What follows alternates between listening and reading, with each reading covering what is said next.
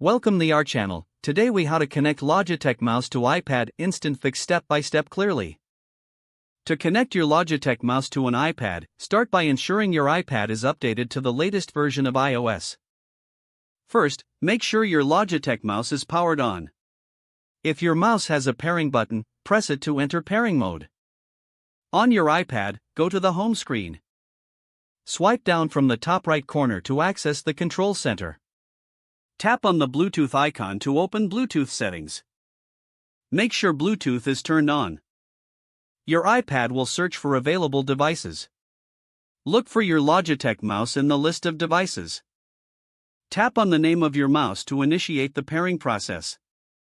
You may see a confirmation message or a pairing code. Follow any on-screen instructions to complete the pairing. Once connected, you should notice the cursor appear on your iPad screen. To adjust settings, go to the Settings app on your iPad. Select Bluetooth from the menu. Tap the information icon next to your mouse's name for additional options. Now you can customize the tracking speed and other settings. Test the mouse by moving it around the screen. You are now ready to use your Logitech mouse with your iPad. Enjoy a smooth and efficient navigation experience. If the page does not load, refresh the browser or try again in a private or incognito window. Make sure you are using the correct email address, then retype it carefully to avoid small typos. If your password is not accepted, use the reset option and create a new strong password you can remember.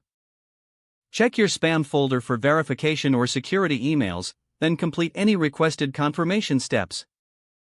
Enable two-factor authentication if available to improve account security and reduce unauthorized access risk. After signing in, review your profile details so your contact information and settings are accurate. If you see an error message, note it down and try again after restarting your device and internet connection. Log out when you finish, especially on shared devices, to keep your account and payment information secure. Don't forget to like this video and subscribe to our channel for more step-by-step tech guides.